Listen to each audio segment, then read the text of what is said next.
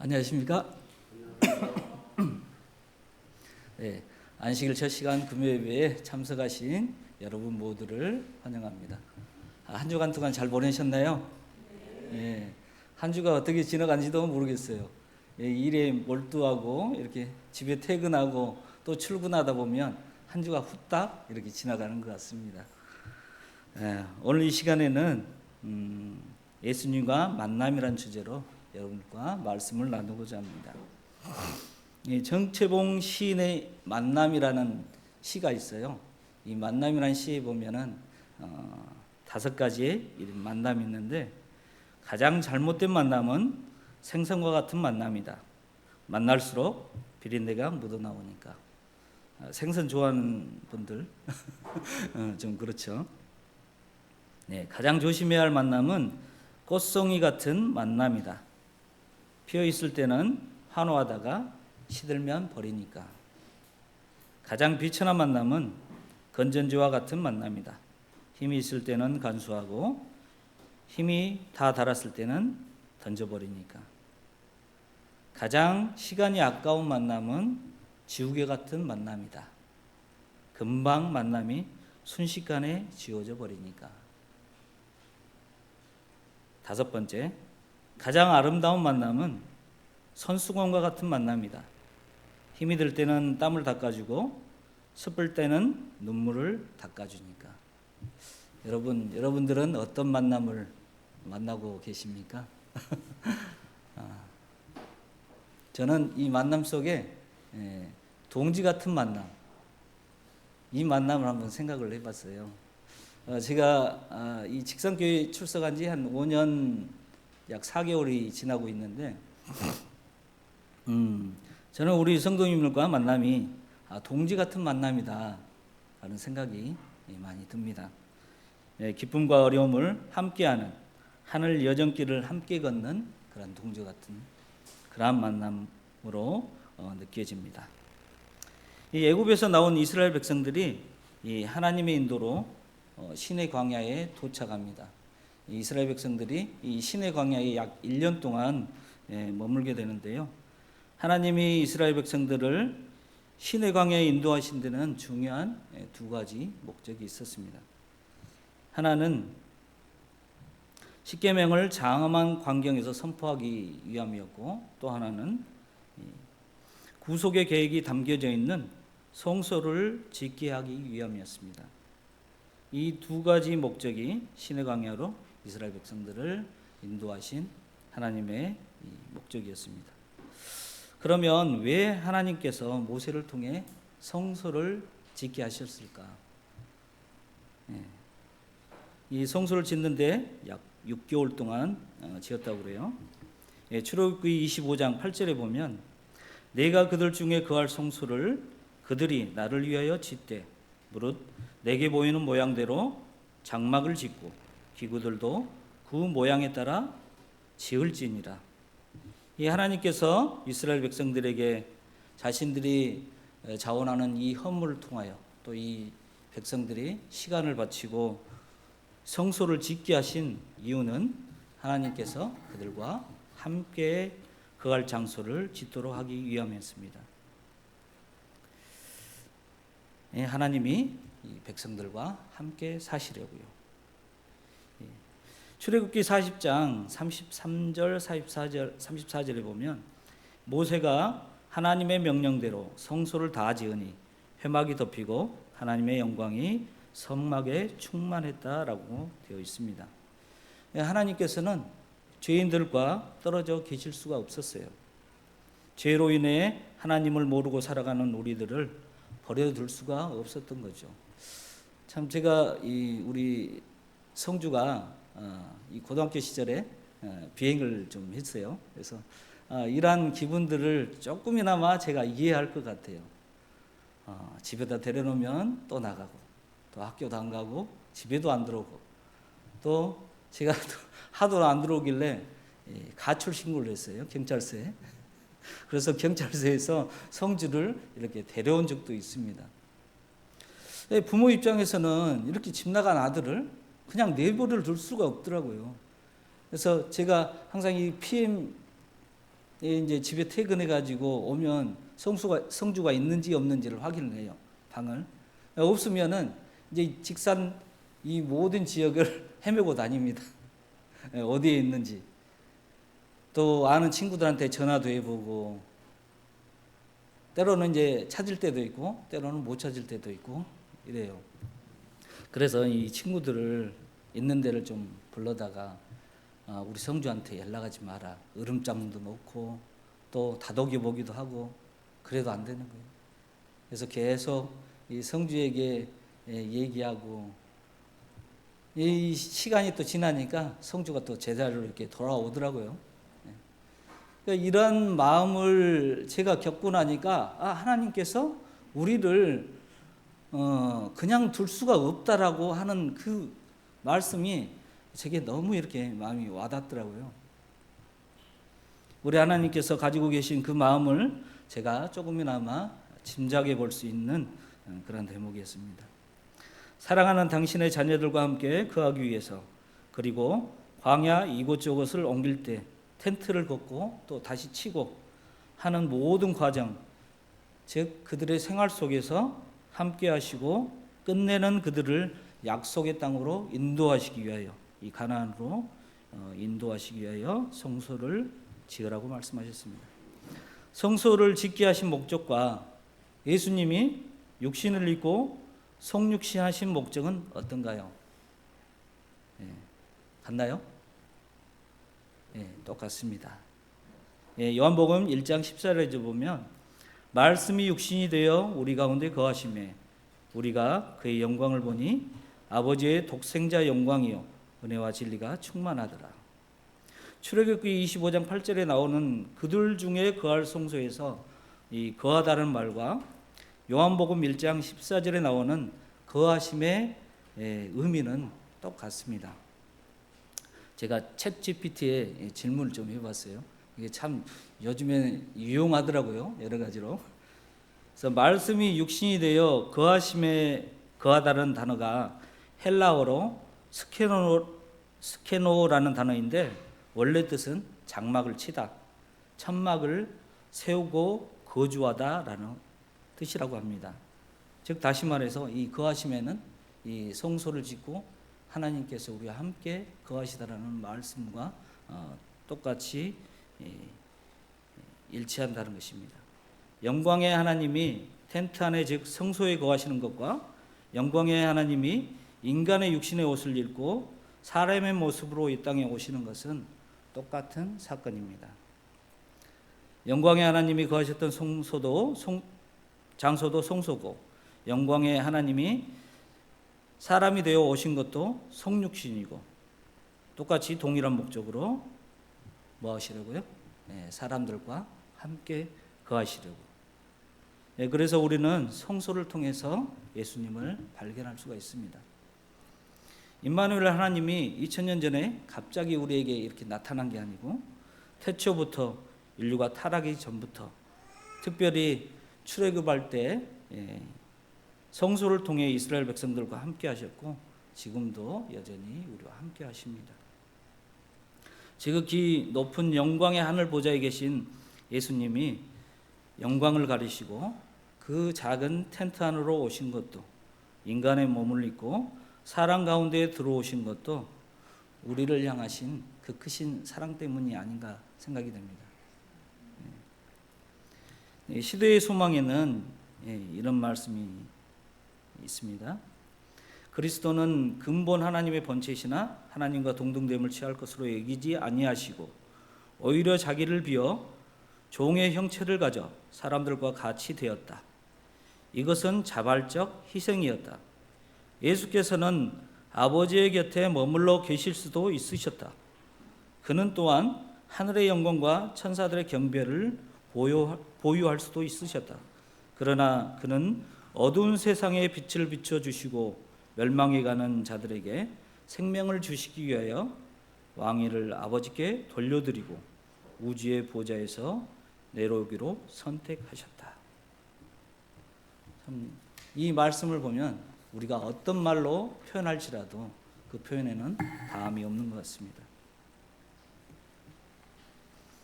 그러면 예수님은 우리에게 어떤 분이신가? 이 사복음서에 묘사된 예수님의 이 그려진 이 관점은 조금씩 차이가 있어 보이더라고요. 마태복음에서는 왕으로 오신 메시아를 강조하고 있고, 마가복음에서는 섬기는 종, 예수님의 고난과 십자가를 강조하고, 누가복음에서는 인자 즉 사람의 모습으로 긍휼과 자비로 또 모두를 위한 구원자로 나타납니다. 요한복음에서는 하나님의 아들로 예수님의 신성을 강조하고 있습니다. 예수께서 이 땅에 오셔서 단지 하늘의 왕의 모습으로 천국 복음만 전하고 고통받는 인간의 삶에 무관심하셨다면 그 수많은 사람들이 예수님을 따랐을까 한번 생각을 해봅니다. 그분은 죄인들과 세리들과 또 병자들, 특히 이 사회에서 가장 저변에 있는 그 사람들과 함께 먹고 마시며 그들과 함께 거하시며 또 우리의 슬픔에 동정을 느끼시는 자비하신 예수님을 볼 수 있습니다. 전 개인적으로 이 사복음서 이야기 중에 이 누가복음에 나오는 나인성 과부의 이야기를 참 좋아합니다. 인간의 슬픔을 또 이 고통을 눈물을 지나치지 아니하시고 긍휼히 여기시는 예수님, 또 그분을 만나면 이 모든 것이 다 해결되는 해피엔딩 스토리. 저는 이 이야기를 접할 때마다 우리 주님의 은혜가 밀려옵니다. 이 이야기는 이렇습니다. 예수께서는 나인이라는 성으로 들어가실 때 성문 앞에 장례 행렬이 나오고 있었어요. 그 행렬은 느리고 슬픈 걸음으로 매장지를 향해 가고 있었습니다. 그 주위에는 곱가는 사람들이 따라오고 모든 동네 사람들이 이 죽은 청년에 대한 경의와 또 이 엄마에 대한 동정을 나타내기 위해 모여 있었어요. 과부에 있어서 이 죽은 아들은 독자였고 이미 남편을 잃은 이 어머니는 사랑하는 아들마저 잃었다는 것은 단순한 슬픔을 넘어서 삶 전체가 무너져 내리는 일이었습니다.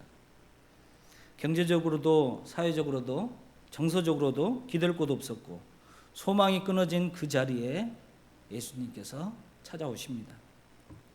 주께서 과부를 보시고 불쌍히 여기사 가까이 다가가셔서 부드러운 음성으로 울지 말라 이렇게 말씀하십니다. 여기서 이제 불쌍히 여기다, 긍휼히 여기다라는 말을 좀 찾아봤어요. 주석에 보면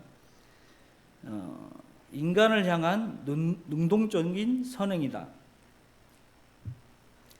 그것은 자비로운 행위의 형태를 취할 때까지는 거의 가치가 없다라고 말씀하고 있습니다.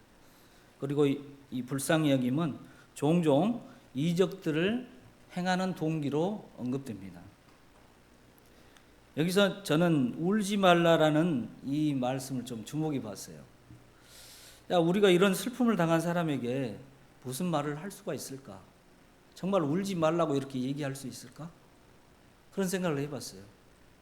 말할 수 없는 슬픔에 잠겨있는 이 여인에게 우리는 흔히 그런 사람들을 안아주고 같이 슬픔을 나누고 같이 있어주고 그게 전부인 것 같아요. 어떻게 보면. 그런데 울지 말라고 이렇게 말씀하십니다. 모든 게 가능하신 그분은 울지 말라고 말씀하십니다. 이것은 얻을 수 있는 최고의 기쁨을 주시기 위함이며 그로 기쁨의 눈물이 아닌 이상 계속해서 우는 것은 합당치가 않다는 것입니다. 이 나인성 과부 이야기에 앞서 바로 전에 그 백부장 이야기가 나오잖아요. 이 백부장이 자기 하인이 아파 죽게 되었어요. 그래서 예수님께 부탁을 하죠. 사람을 보내서 예수님 고쳐주세요라고 부탁을 합니다. 그리고 예수님이 그 부탁을 받고 이 집에 당도하자 또 종을 보내서 우리 집에 오시는 것을 저는 감당하지 못하겠습니다. 제가 나가는 것도 감당하지 못하겠습니다. 근데 주님, 말씀만 해주세요. 오시지 않아도 당신의 권능으로 말씀만 해주세요. 라고 이렇게 부탁을 합니다. 그런데 이 나인성 과부의 이야기는 자식이 죽은 엄마가 예수께 구하는 장면이 없어요. 예. 이 엄마도 구하지 않았고 청중도 구하지 않았고 아무도 이 죽은 아들을 살려달라고 부탁하지 않았습니다. 또한 죽은 자식이 다시 살리라는 기대도 이 엄마는 하지 않았어요. 그런데 자기에게 이런 은혜가 임한 거예요. 우리가 살아가다 기도하고 간청하는 은혜가 있습니다. 그렇죠? 그런데 기대하지 않았는데 우리에게 주시는 은혜가 있어요. 근데 여러분, 이 두 가지 중에 어떤 은혜가 클 것 같습니까? 네, 구하지 않았는데 주시는 은혜. 네, 이 두 가지 중에 진짜 좋은 건 구하지 않았는데 왔어요. 여러분, 사람이 태어난 것 축복인가요? 네, 축복이죠. 네, 우리 도아가 태어났는데 얼마나 이쁩니까? 근데 우리가 첫 번째 태어남, 이 육에서 태어난 것, 우리 뜻대로 태어났습니까? 우리가 결정했나요? 네, 우리가 정하지 않았어요. 우리가 구하지 않았어요. 네, 우리가 정할 수 있었으면 좋을 텐데, 나는 부잣집에 좀 태어나고 싶은데 그랬으면 좋았을 텐데, 우리가 그러지 못합니다. 내가 어느 집에 태어나게 해달라고 부탁한 것도 없고 내가 낳겠다고 얘기하지 않았어요. 가끔 우리 인생이 고통스럽고 너무 힘들면 우리가 뭐라고 그럽니까? 내가 낳지 않았으면, 차라리 죽었으면, 그런 얘기를 우리가 하게 됩니다. 욥이 그러잖아요. 자신이 고난당할 때 자기 생일을 저주합니다. 나의 낱날이 멸망하였더라면, 하나님이 위에서 돌아보지 마셨더라면. 그게 뭘까? 내 생명은 내가 결정한 게 아니라는 거죠. 내가 태어남은, 내 생명은 내가 구해서 얻은 것이 아니라 하나님께서 주신 겁니다. 그래서 우리 자신을 함부로 할 수 없잖아요. 하나님이 주신 생명이니까. 마찬가지로 내가 예수님의 피로 거듭난 두 번째 태어남도 내가 구한 것이 아니라 예수께서 찾아오신 겁니다. 내가 하나님을 알았기 때문에 내가 찾아간 게 아니라 하나님이 나를 아신 바 되어 십자가의 은혜로 나를 찾아오신 겁니다. 내가 다시 태어난 것, 내 의지나 결정이 아니라 값없이 주신 은혜로 우리에게 오셨다는 것이죠. 이 이야기 속에서 주께서 과부를 보시고 가까이 갔다고 얘기를 합니다. 눈물을 흘리고 고통스럽고 또 어찌할 바를 모르는 여인에게 예수께서 찾아오셔서 부드러운 음성으로 말씀하십니다. 울지 말라, 우지 말라. 이 만져주시면서 자비로운 아버지의 손길을 주십니다. 예수께서 가라사대 누가복음 7장 14절에 보면 청년아 내가 내게 말하노니 일어나라 하시며, 그래서 이 청년이 일어나 앉고 또 말도 하고 그 다음에 예수님께서 어머니에게 주죠, 아들을.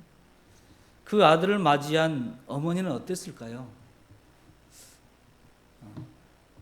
정말 이루 말할 수 없는 그런 은혜가 밀려오지 않았을까요? 근데 이 엄마가 지금까지 슬픔에 차서 고통스럽고 울었지만 이제 아들을 안고 웃잖아요.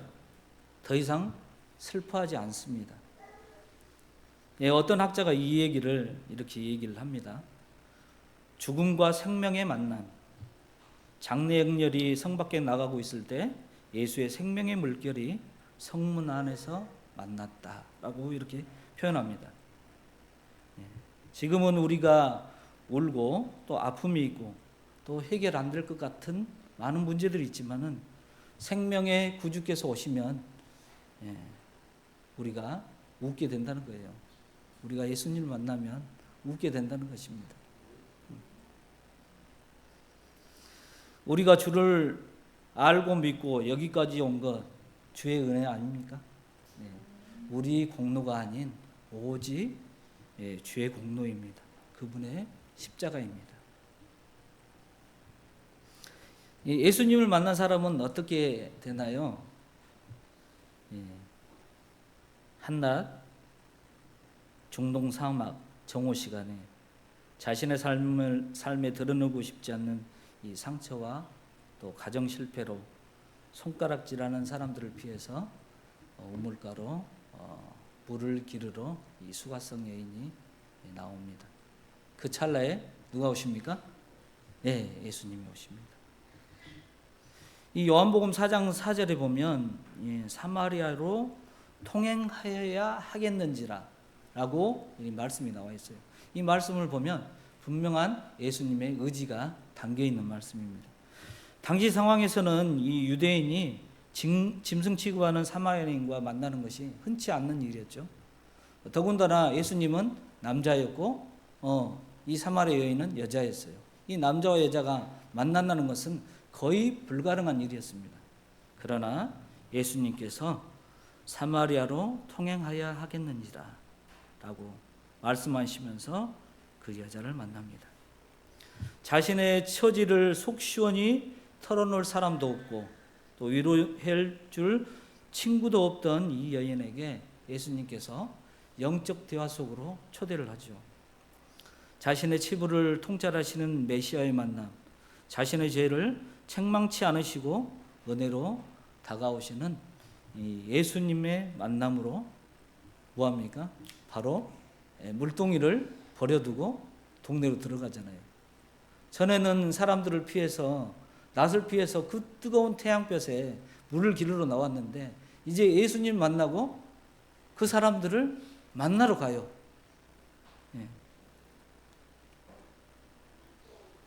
요한복음 4장 29절 30절 나의 행한 모든 일을 내게 말한 사람을 와보라.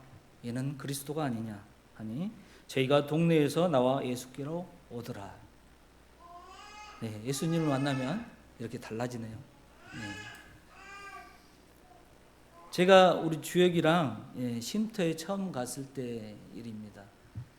그때 이제 오후 강의가 끝나고 저녁 먹을 시간 그 타임에 한 2-3시간 이렇게 되는데 그 시간 동안에 이제 밖에 풀도 뽑고 이제 하우스 안에 고추잎 또 따면서 이 고추잎으로 반찬도 하거든요. 그래서 그런 야외 활동에 같이 입소했던 분들과 함께 얘기하는 그런 시간이 있었어요. 근데 이제 강원도의 어느 교회를 섬기고 있는 이 사모님이 이 세 아이가 있었는데 이제 첫째 아이, 그다음에 둘째, 셋째는 이제 쌍둥이로 이렇게 키우고 계시더라고요. 육아에 지치고 또 이 아이들이 대인 기피 증세도 가지고 있었어요. 내성적인 이 성격 때문에 그랬는지, 그리고 남편 되시는 이 목사님도 휴직을 고민할 정도로 몸이 안 좋았답니다. 그래서 이 사모님은 이 사모라는 족쇄 같은 삶이 행복하지 않고 너무 이 상황이 힘들었다고 그래요. 그래서 이 목회자 세미나에 이 쉼터로 또 지정이 돼서 거기에서 이제 쉼터를 방문하게 되었습니다. 그래서 여기서 함께하는 시간 동안 그 예수님을 만나고 또 이 남편과 아이들이 점점 나아지고, 무엇보다도 이 자신이 이 예수님을 새롭게 만나서 영적 치료를 경험하고 나서 너무너무 즐겁고 행복한 삶으로 이렇게 바뀌었다는 것입니다. 지금도 나에게 해결되지 않는 문제들이 있지만 앞으로 어떤 일이 나에게 다가올지라도 예수님께서 인도하실 거라는 확신을 하니 걱정하지 않아요. 이렇게 얘기를 하더라고요. 또 한 집사님은 이제 이분은 약사셨는데 유방암 4기로 이렇게 입수하셨던 분이에요. 1년 넘게 그곳에 이제 계셨다고 그래요. 근데 이분이 이제 처음 6개월 동안은 말씀도 들어오지 않고 자신의 몸에 어떤 증상이 이렇게 있을 때마다 아, 어떻게 되는 거 아니야? 내가 어떻게 여기서 그냥 죽는 거 아니야? 그러한 두려움으로 굉장히 힘들었는데 이 질병이 치료되는 과정 속에서 끊임없이 예수님을 부르며 한 계단씩 한 계단씩 넘을 때마다 예수님이 자신에게 한 번도 돕지 않으신 적이 없으셨다라고 이렇게 고백을 하더라고요. 무엇보다도 질병에서 건져주신 것도 감사하지만 더 감사한 것은 주 안에서 행복하게 또 기쁘게 또 신나게 살 수 있는 게 너무너무 감사했다라고 이렇게 얘기를 했습니다. 참 이 예수님을 만나고 기뻐하는 그 모습 속에서 또 찬양하는 이 모습 속에서 마치 우리가 하늘나라에 가서 함께 온 성도들과 부둥켜 안고 함께 예수님에 대한 이야기를 서로 나누고 또 찬양하고 그러지 않을까라는 생각을 해봤어요. 마치 내가 하늘나라에 있는 그러한 느낌을 제가 받았습니다. 그래서 저에게는 참 이 시간이 굉장히 쉼터 생활하는데 힘이 많이 되었거든요. 또 저와 이 주혁이에게도 우리 예수님께서 함께 하시리라는 그런 확신이 생겼습니다. 시편 66편 16절에 보면 이 하나님을 두려워하는 너희들아 다 와서 들으라. 하나님이 내 영혼을 위하여 행하신 일을 내가 선포하리로다. 우리가 예수님을 만나면 예수께서 나에게 어떤 일을 행하셨는지 고백하지 않을 수가 없을 것 같아요. 외치지 않을 수가 없습니다. 그러죠? 제가 이제 이 쉼터에서 있을 때 점심 식사 후에 이제 산책을 하기 위해서 길을 걸어요. 이 걸으면서 저는 이제 기도를 많이 하거든요. 이 쉼터에 이제 따로 이렇게 기도실이 없어가지고 이제 그 시간을 이제 자주 이용을 합니다. 근데 길을 걷고 있는데 갑자기 눈앞에 가을 바람에 하늘하늘 흔들리는 이 코스모스가 딱 보이는 거예요.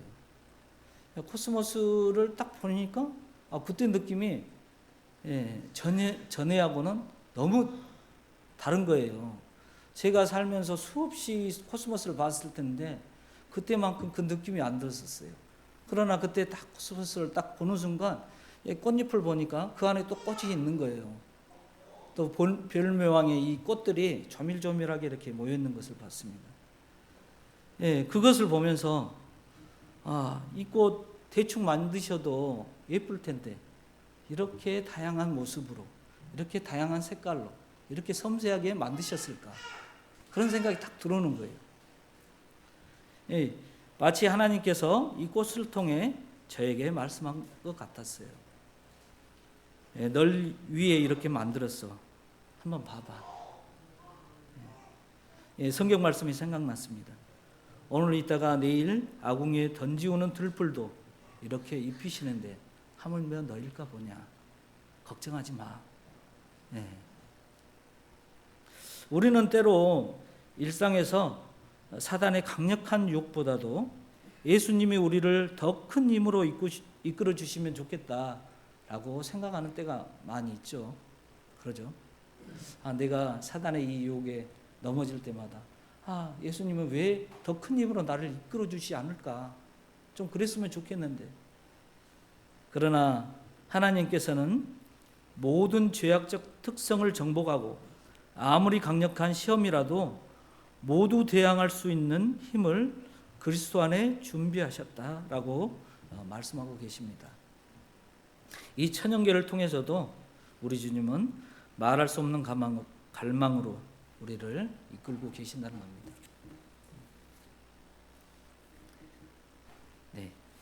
한 이야기를 하고 마치겠습니다. 플룻을 전공한 한 여집사님이 계셨어요. 이 집사님의 이야기인데요. 쉼터 사모님과 함께 구역반에 참석하고 성경 공부도 하며 쉼터에서 건강요양 프로그램 할 때 플룻 연주로 봉사했던 그런 분이었습니다.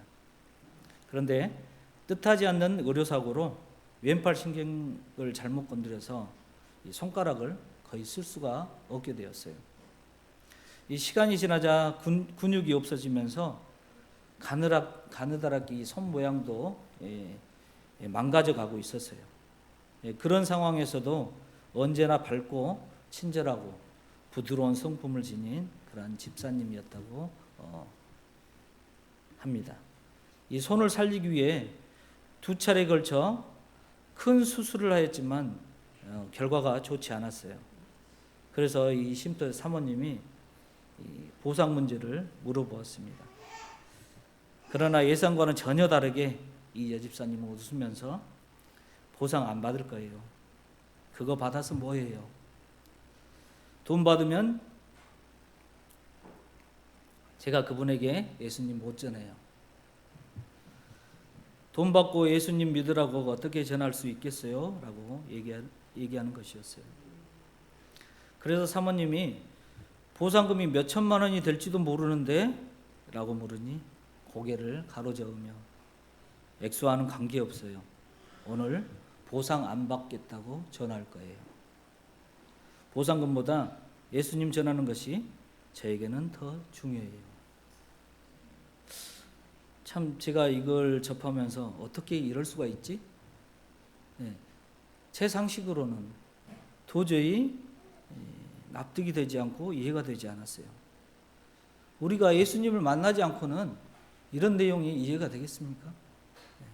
이해가 되지 않는 내용입니다. 이해할 수 없는 내용입니다.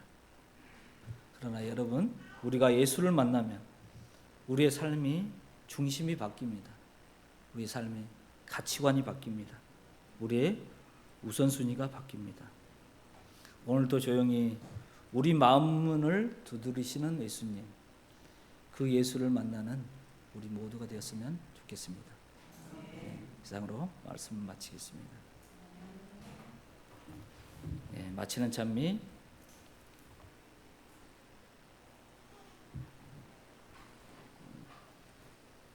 400장 참여하겠습니다.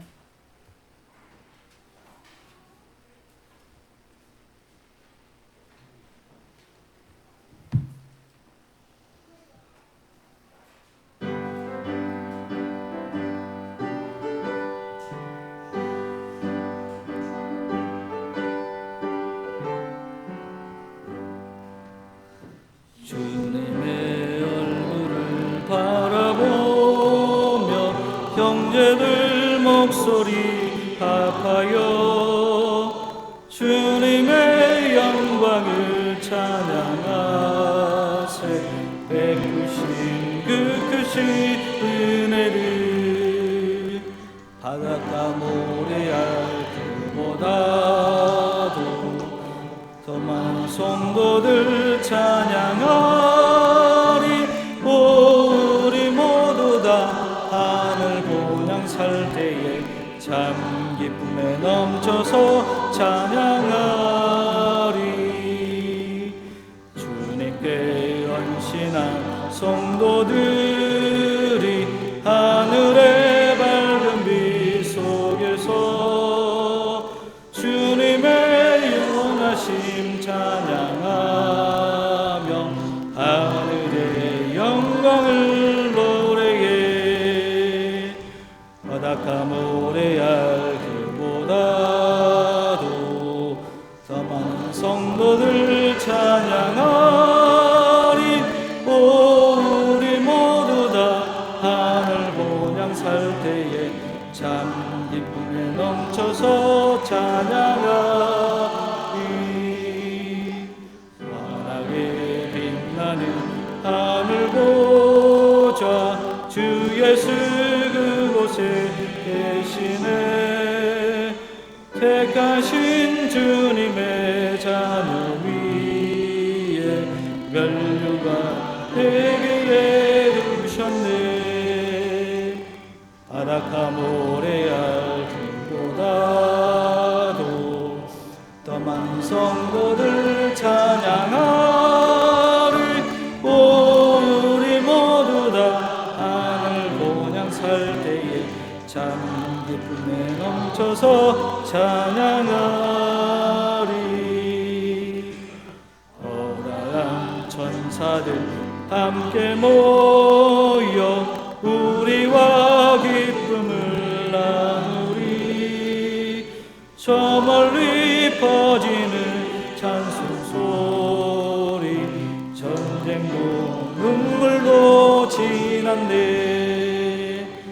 바닷가 모래알 길보다도 더 많은 성도들 찬양하리. 우리 모두 다 하늘 본향 살 때에 참 기쁨에 넘쳐서 찬양하리. 기도하겠습니다. 저희를 사랑하시는 하늘에 계신 우리 아버지, 우리를 주님께서 찾아오시고 우리를 불러주셔서 우리가 갚지 못할 그 은혜를 입었습니다. 우리에게 생명을 주신 우리 주님, 오늘 이 시간 우리 모두 마음속에 주님께서 임하셔서 우리가 주님을 만남으로 기쁘고 웃을 수 있는 우리 모두가 될 수 있도록 주님 축복하여 주시옵소서. 그 기쁨을 이제 우리가 갖는 것이 아니요 나가서 외칠 수 있도록 주님 축복하여 주시옵소서. 주의 말씀을 선포할 수 있도록 주님 인도하여 주시옵소서. 이 직상교회를 사랑하시는 우리 주님, 이 주변에 정말 많은 주님을 앙망하는 그런 주님의 백성들이 있습니다.